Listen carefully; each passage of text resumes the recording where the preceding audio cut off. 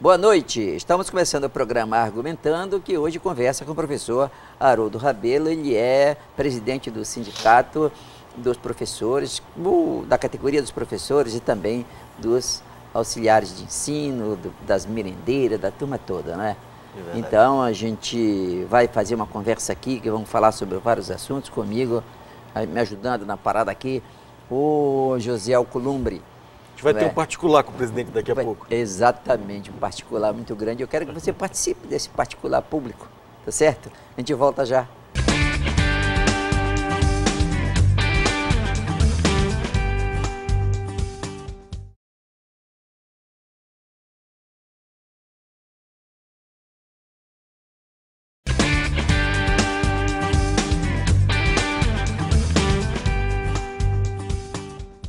Muito bem, agora sim, para conversar com o professor Haroldo Rabelo. Professor, um prazer muito grande em tê-lo aqui. Ainda não tinha vindo, né? Mas a gente tinha uma vontade muito intensa de tê-lo aqui com a gente, tá certo? E prazer muito grande tê-lo aqui. Prazer todo nosso, agradecer pelo convite, estamos à disposição.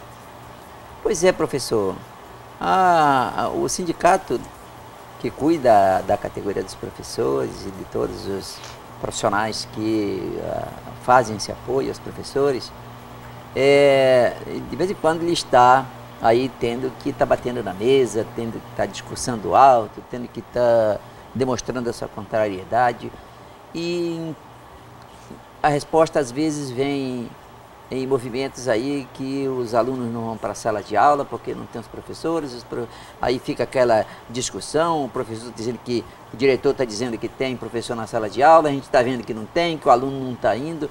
Quando a gente vai chegando a um acordo nesse negócio? O cenário atual que passa o país e o Estado, ele requer dos trabalhadores, de um modo geral, que levante a voz, levante a bandeira para reivindicar os seus direitos e conquistar novos, porque caso contrário os direitos serão retirados mesmo. A sociedade capitalista, ela sempre está em crise, mas ultimamente existe uma crise institucional e uma crise política que faz com que deixe de trabalhar a crise do capitalismo para trabalhar resolver as crises institucionais e as crises políticas, e isso é um prejuízo à sociedade. Então, nós trabalhadores, de um modo geral, todos os trabalhadores, eles têm que se organizar através, seja de associação, seja de sindicato, seja de central, seja de confederação, federação, para poder reivindicar aquilo que é de direito preconizado na legislação, tanto mundial quanto brasileira e amapaense. Professor, mas hoje a palavra de ordem é crise. A crise hoje está sendo usada para justificar tudo. É dispensa de licitação, é contratação irregular, e a crise vai justificando e a máquina vai sendo inchada com cada dia mais e mais gente que está sendo pendurada em cargo público. Aí o senhor esteve conosco aqui na Band, no programa do Amapá Urgente, e o senhor disse que esse governo estava dividindo a categoria dos professores. Mas a gente sabe também que a categoria, em sua grande maioria, apoiou esse governo que aí está hoje. Então, o que aconteceu do período eleitoral, quando ali vivíamos um mundo da fantasia, porque se vendeu uma fantasia, foi o que nós vimos aqui no Amapá, e o que aconteceu quando virou realidade o governo, que muitos dos professores que hoje estão contrariados apoiaram essa gestão? Só fazer uma pequena retrospectiva. É a sociedade que acompanha a forma de votar. A categoria, ela é parte da sociedade e ela acompanha esse processo. Certeza. Lembremos de 2010. De 2010, quem governava o Estado é o grupo que está de volta ao poder.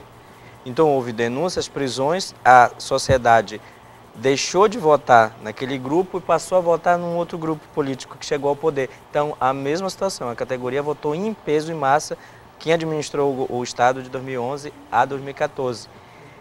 Fez o que fez, administrou da forma que administrou, então a sociedade recua o voto de lá e volta a confiar novamente nesse outro grupo, nesse mesmo grupo que já governou o Estado. Então, há 21 anos, o Estado ele é governado por esses dois grupos políticos familiares que governa o estado do Amapá. Então, só para fazer essa retrospectiva, que não só a categoria, mas toda a sociedade, ela recua o voto de lá e vem para cá na confiança. Específica. E o senhor está aqui hoje como presidente dessa categoria. Na confiança de que não faria aquilo que o outro fez.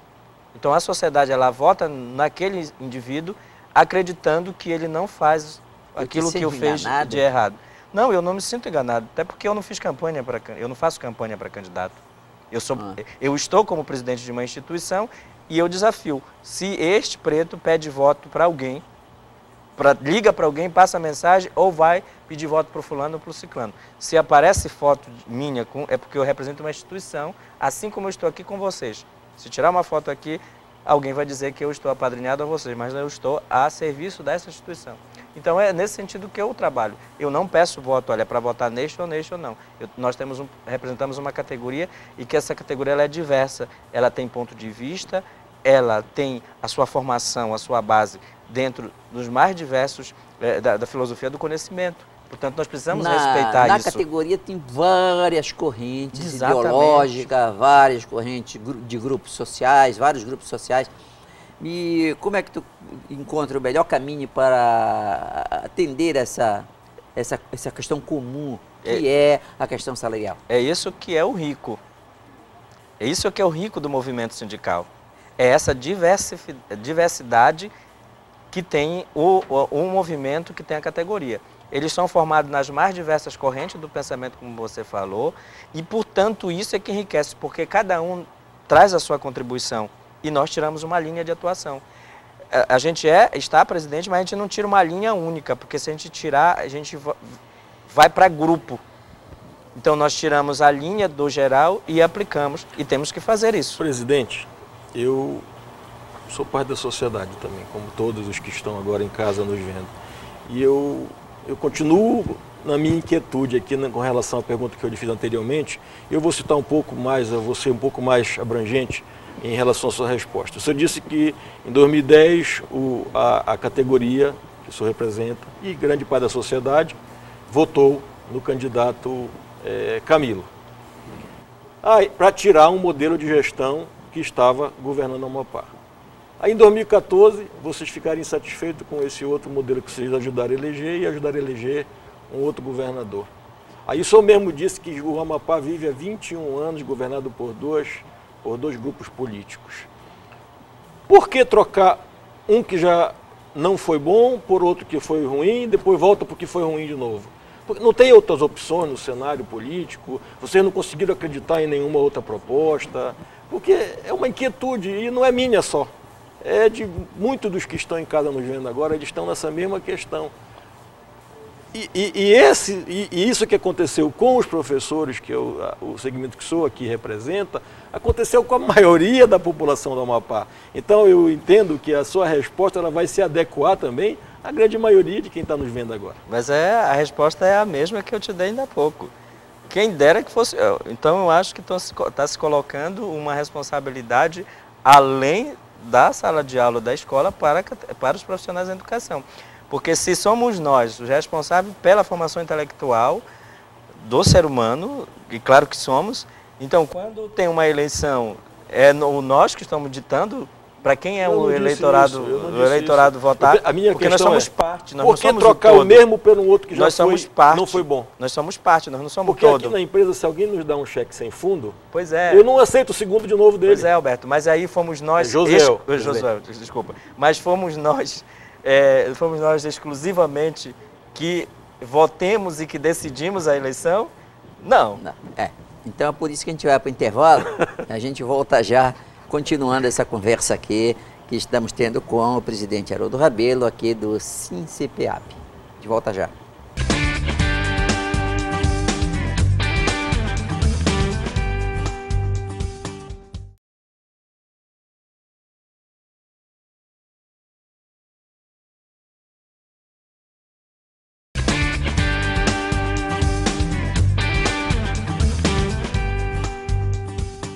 Muito bem, estamos de volta conversando com o professor Haroldo Rabelo, ele é presidente do SINCEPEAP.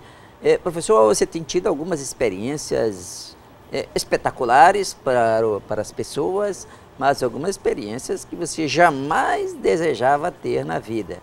Eu já vi imagens aí de tapa na cara de seu diretor, não é? Já vi palmada sua em cima da mesa da secretária de Educação.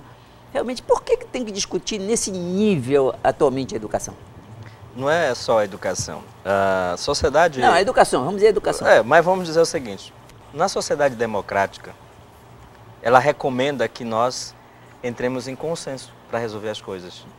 Mas gritando. Mas no tapa... Não, pera, mas eu vou chegar para responder o tapa que você está dizendo. O tapa é na mesa. Tapa que eu estou me referindo. Eu estou falando tapa na mesa, né? Então, nós estamos falando aqui da educação do tapa na mesa. Então, a democracia diz que devemos ir para o consenso. Se não chegarmos ao consenso, ou é o que você pensa, ou é o que eu penso. Então, eu prefiro que seja o que eu penso.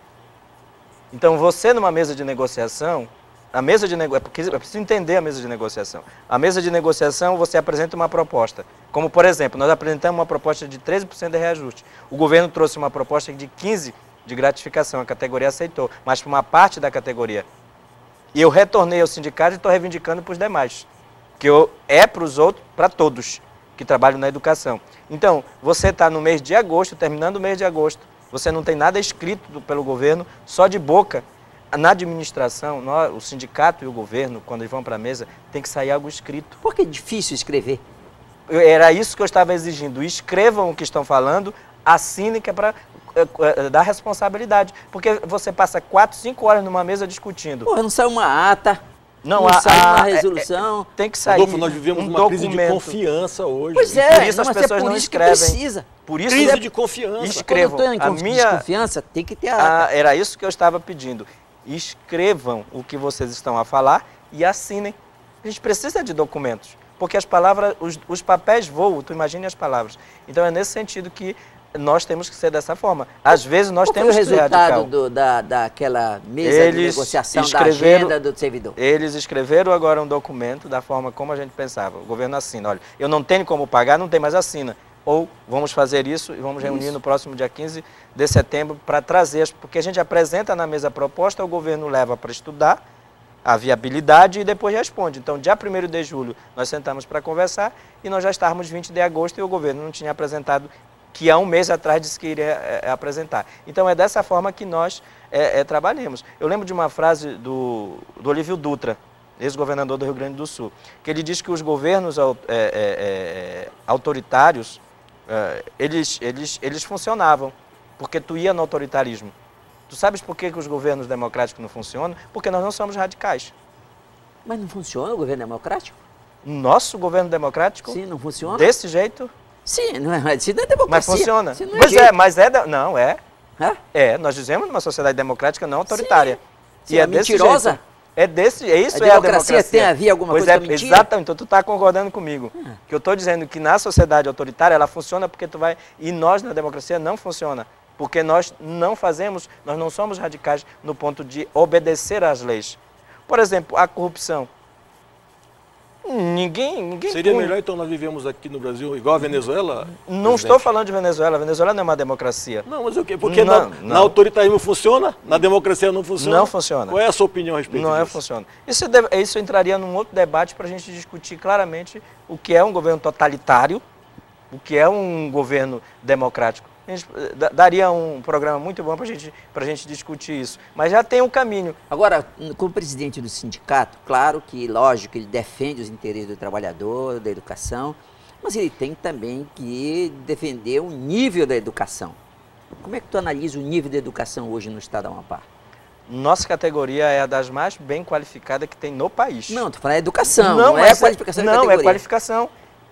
Joana, se tu não tiver o professor qualificado... Tá trocando tudo Tu hoje. trocou o nome de novo. Ainda bem que troca com os irmãos. Se tu não tiveres um professor qualificado, tu não pode exigir qualidade do ensino. Então, eu estou dizendo que no Amapá, a nossa categoria no país é uma das mais qualificadas. E por que esse resultado tão pífio que a gente tem? Não vejo dessa forma. Eu não vejo dessa forma. Agora é o seguinte, o IDEB... A educação, o senhor mede só pela qualificação dos professores? A qualificação que vai dar o resultado. As condições de trabalho, em segundo lugar. A participação da sociedade. O interesse do aluno. Onde é que está o pior, aí no caso? Aí eu te digo o seguinte... O interesse do aluno? Não, eu não estou dizendo, é um conjunto de fatores. Você não pode ser só a formação do professor, nem o interesse do aluno, nem a participação do pai, as condições de trabalho, investimento na educação. Sim. Investimento na educação. Então é um conjunto de fatores. Eu te digo o seguinte, o IDEB está a serviço de quem? De quem? De quem está o IDEB a serviço de quem? Como é que é feito as provas para isso? A serviço de quem, presidente? Essa é a pergunta que se faz. Essas instituições que avaliam a educação no Brasil... O IDEB está a serviço do Plano Nacional de Educação, não está, que é um compromisso que o país assumiu com a ODC, para que Você lá sabe quanto tempo nós ficamos sem plano? Resultado para colocar. Você sabe quanto tempo nós estamos sem plano estadual, sem plano nacional? 5 anos sem plano. O Brasil é uma bagunça na educação. 10 anos sem plano. Pois é, então 10 anos. E aí o IDEB está a serviço de quem se tu não tem plano nacional de educação? O estado do Amapá tem mais de 25 anos de existência. 10 anos, hein?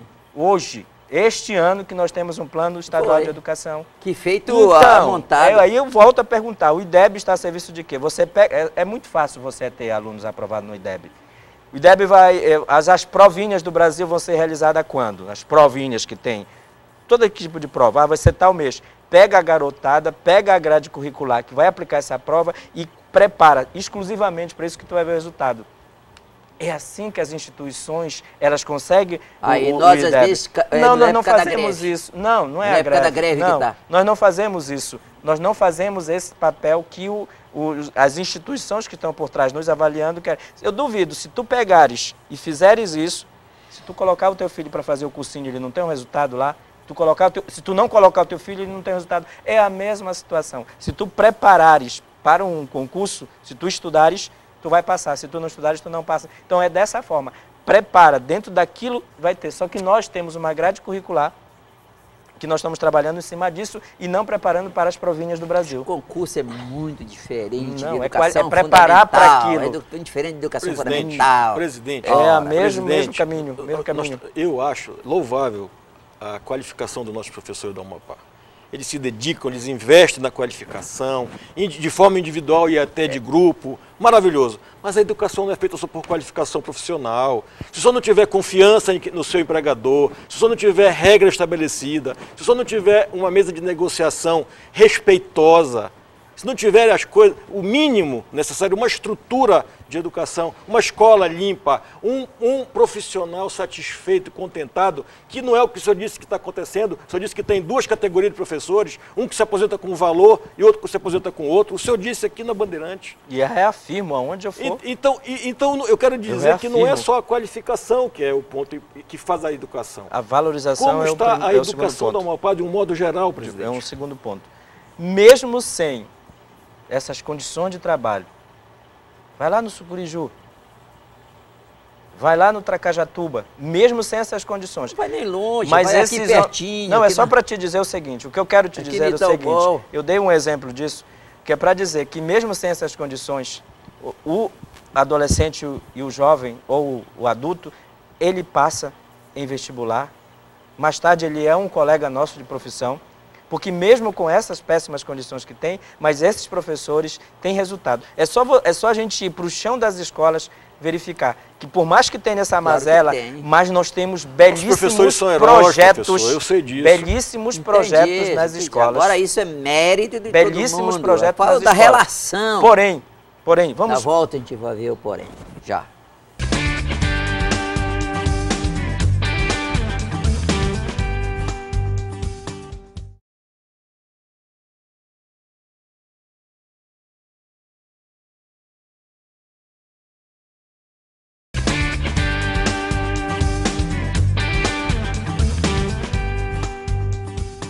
Muito bem, estamos de volta aqui conversando com o professor Haroldo Rabelo, do Sindicato dos Professores. Professor, havia uma imagem de que um sindicalista da secretária de Educação seria a solução. E a professora foi sindicalista do setor lá do sindicato, foi guindada à Secretaria de Educação. E o resultado? Foi aquele que você esperava? Ainda não está o que a categoria esperava. Então, a Conceição foi diretora do Instituto Federal de Educação, presidente do sindicato, é uma brilhante técnica. Então a categoria espera, ainda na professora Conceição, que dê um resultado positivo para a educação. Mas quando eu falava do porém, ainda há pouco, é que é mais fácil para a grande mídia ela colocar um ponto negativo do resultado do processo de ensino-aprendizado do que os projetos que existem nos porões que a gente chama das escolas. Tem mais projeto e mais resultado positivo na educação pública nesse estado do que negativo. Porém, ela não é visualizada, ela não é colocada dessa forma. Ela fica apenas para aqueles companheiros e companheiras que estão na escola. Como você avalia dos 12 mil, 14 mil professores, entre estatutários, contratados e aqueles arranjados, aquela história, como você avalia que apenas 6.300 estejam em sala de aula? Metade. Nós já estamos com esse número bem maior hoje. Nós temos, porque é o seguinte, nós somos profissionais em educação, por isso o sindicato é o sindicato dos servidores públicos em educação, no Amapá. Nós temos auxiliares educacionais, nós temos especialista em educação, com várias ramificações, nós temos o pedagogo e o professor. Qual é a relação? Este grupo é que faz a educação, esse grupo que faz. Então nós somos em torno de 14 o grupo. Nós somos 14 o grupo. Então, dentro desse grupo você tem professores. Quando se diz que tem 6 mil professores em sala de aula, é porque você tem um grupo que hoje está mais de 7 mil professores em sala de aula. Isto era lá atrás, no início. Quando o governo concede a gratificação de regência de classe no percentual de 15, um grupo muito grande de professores que não estavam ou que estavam, tinha mais de 2.800 de licença, prêmio que é um direito do servidor a cada 3 meses. E o governo passado concedeu para esses milhares. Então, eles retornaram para as salas de aula. Então, nós temos muito mais do que isso de professores na sala de aula. Nós Teve temos uma professora as que veio salas aqui ambientes. Conosco, aí mesmo de Setá. Ela disse que ia sair do sindicato porque ela não aguentava mais... Professora Josélia. Josélia, não aguentava mais a maneira como ela era tratada no sindicato. Ela estava se dessindicalizando. Como foi que você viu isso? Não, é um processo Era natural. ela e mais 299 nas contas dela. Era ela e mais 299. É um processo natural que você entra e sai do sindicato. Entra e sai do sindicato. É natural? O processo de... Ela não saiu por bem, não. Ela chegou aqui e disse que o que estão fazendo lá não serve. Foi isso que ela falou. É ponto de vista. E ponto de vista respeita-se, não questiona. É ponto de vista. A pessoa tem um ponto de vista... Eu estou presidindo o sindicato. Um servidor tem um ponto de vista.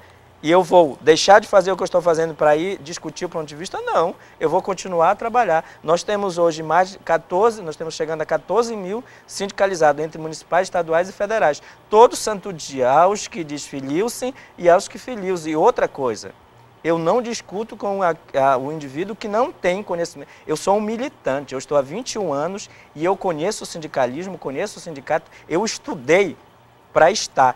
Todas as questões nesse estado, plano de carreira, gestão democrática, plano estadual de educação, todas as leis que regem a educação têm a minha contribuição. Então, um indivíduo que não tem essa leitura e o conhecimento e que tem uma análise, que eu não sei qual a análise da professora em relação a sindicato, eu não vou discutir com eles. Porque eu não cheguei de paraquedas, eu conquistei, eu sou da base do sindicato. Eu vim em 2005 candidato, 2008 candidato, 2011 sindicato. De todos. Eu estou presidente. Você não é presidente de todos, é presidente daqueles que concordam com você. Não, eu estou presidente do sindicato. Eu fui eleito por uma base e sou presidente de todos. Eu estou lhe dizendo que aqui... Mas é um universo de milhares e milhares de trabalhadores. É um universo de milhares. Não, eu não posso me preocupar com isso porque eu tenho que lutar pelo direito do trabalhador. Eu não posso lutar com isso. Existem trabalhadores que nunca sindicalizaram porque não diz que não vão dar dinheiro para o sindicato, mas os benefícios vêm para todo mundo. Mas isso não é um problema. Não é um problema. Se, por exemplo, quando saiu uma decisão judicial que incorporou 2,84 para trabalhadores, e aí o governo fez um acordo, o governo passado fez um acordo com a Justiça e o advogado da causa, e concederam apenas para quem era sindicalizado, que havia um interesse. Nós éramos, na época, 10 mil. Mas tinha 6 mil sindicalizados. Que era interesse para o governo? Pagar só para os 6 mil. Então fizeram um acordo e aí por conta disso vários trabalhadores vieram e saíram do sindicato. A incorporação da regência de classe, que dobrou a sindicalização, o trabalhador veio de lá e saiu, achando que era o sindicato que tinha a direção do sindicato. Porque uma coisa é, você que é filiado, você é sindicato.